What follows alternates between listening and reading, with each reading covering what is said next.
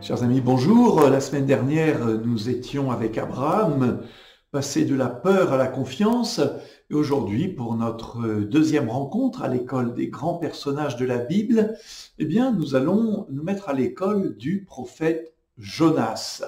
Alors, le prophète Jonas est un personnage assez curieux. D'abord, historiquement, nous ne savons presque rien de lui. Et le livre de Jonas se présente plus sous la forme d'une sorte de conte théologique. Alors, où trouvons-nous ce livre de Jonas? Eh bien, dans les 12 prophètes qui suivent les trois grands prophètes Isaïe, Jérémie et Ézéchiel. C'est donc au milieu de l'Ancien Testament que vous trouverez ce petit livre de Jonas qui compte 4 chapitres. Alors, c'est une histoire rocambolesque, l'histoire d'un prophète qui refuse d'écouter Dieu et qui va passer par bien des gouffres pour enfin passer de la peur à la confiance. Alors, au début du livre de Jonas, sans beaucoup d'ailleurs de contexte, il nous est dit ceci. La parole du Seigneur fut adressée à Jonas. Lève-toi, va à Ninive, la grande ville païenne, et proclame que sa méchanceté est montée jusqu'à moi. Jonas se leva, mais pour s'enfuir à Tarsis, loin de la face du Seigneur. Descendu à Jaffa, il trouva un navire en partance pour Tarsis. Il paya son passage et s'embarqua pour s'y rendre loin de la face du Seigneur. Étonnant. Nous sommes habitués dans la Bible à voir des prophètes qui, dès qu'ils ont entendu la parole de Dieu, s'empressent de la mettre en pratique ou de l'annoncer. Et ici, Jonas fait exactement le contraire. De quoi a-t-il peur? Il a peur d'une mission impossible. Il a peur aussi d'une mission qui lui est incompréhensible. Peur d'une mission impossible, aller annoncer la conversion à Ninive. Ninive, c'est la Babylonie, c'est la Mésopotamie, c'est une très grande ville païenne. Ce sont donc des ennemis, des adversaires des Juifs d'une part, et puis ils ne croient pas au Dieu unique. Et donc le petit Jonas, prophète juif, est envoyé par Dieu dans cette grande ville annoncer la conversion. Mission impossible, c'est impossible à vue humaine. Et puis pour Jonas, c'est aussi une mission incompréhensible. Pourquoi aller annoncer le salut à ses ennemis? Tant pis pour eux. Alors Jonas prend une décision toute humaine, il s'enfuit. Et souvent, nous aussi, devant la peur de quelque chose que nous comprenons être l'appel de Dieu, mais qui nous paraît impossible, ou que nous ne comprenons pas, nous fuyons. Nous prenons exactement la direction opposée. Alors, comment Dieu va-t-il permettre à Jonas de passer de la peur à la confiance? Eh bien, paradoxalement, en le laissant s'enfoncer dans son erreur. Je raconte l'histoire, vous pourrez la retrouver dans le livre de Jonas dans la Bible. Voilà, donc Jonas a pris un bateau pour aller à l'autre bout du monde, à l'opposé de Ninive, à Tarsis, et le Seigneur Dieu fait se lever une grande tempête.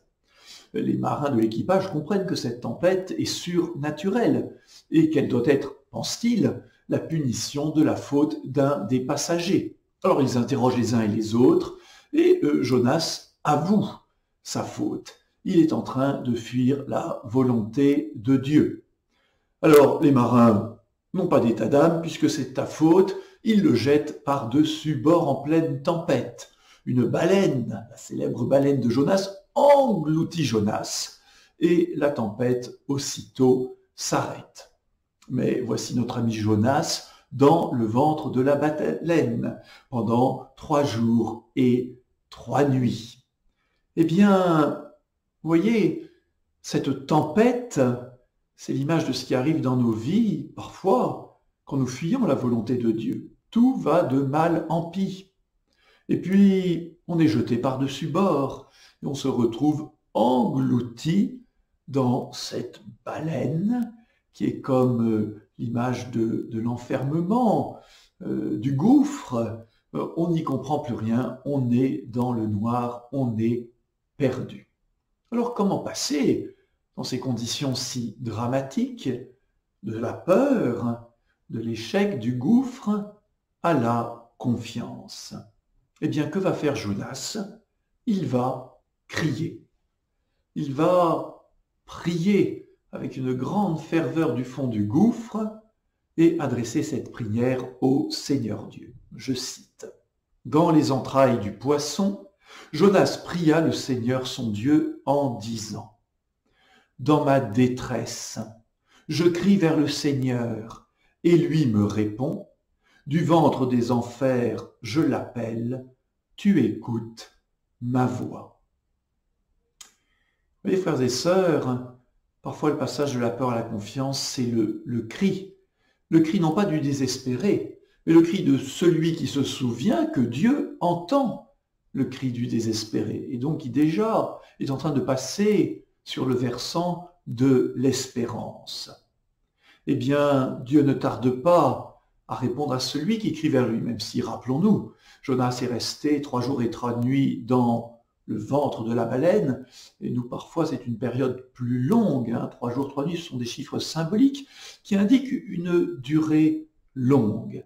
Mais Dieu a entendu le cri de Jonas.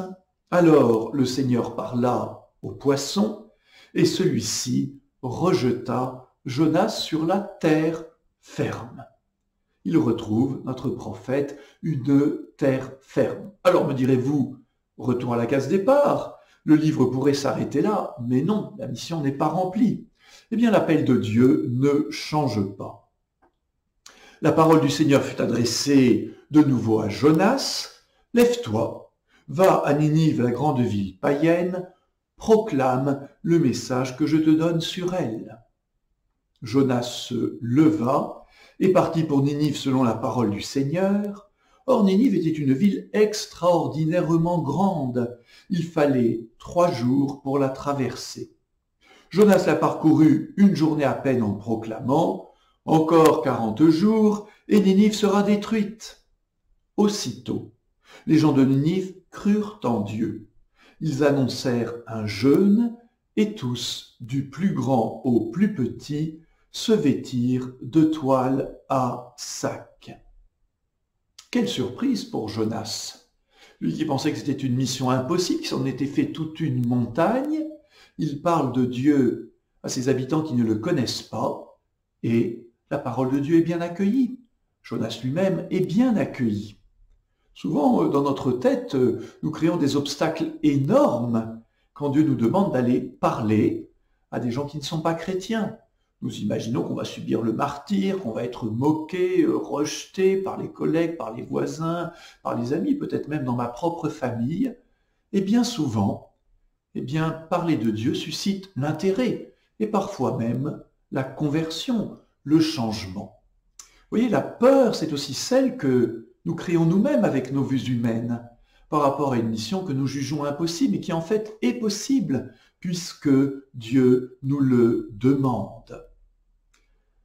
Eh bien voilà, la prédication de Jonas, bien malgré lui, a touché le cœur des habitants de Ninive.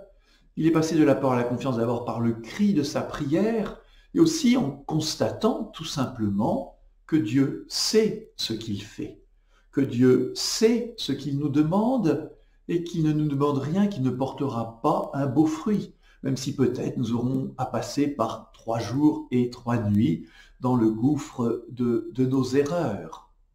Alors, la suite du récit, je ne vais pas la raconter, elle reste étonnante, car bien que Jonas ait commencé de passer de la peur à la confiance, il reste mécontent et insatisfait. Pourquoi? Eh bien, je vous invite à lire dans votre Bible la suite du livre de Jonas. Vous pouvez en trouver aussi une merveilleuse transcription très juste avec une voix magnifique et des dessins très suggestifs sur Internet. Voilà, les références s'affichent et vous verrez que cette vidéo est aussi très parlante. Alors avec Jonas, continuons à apprendre à passer de la peur à la confiance, Et la semaine prochaine, nous nous mettrons à l'école de Moïse. À bientôt.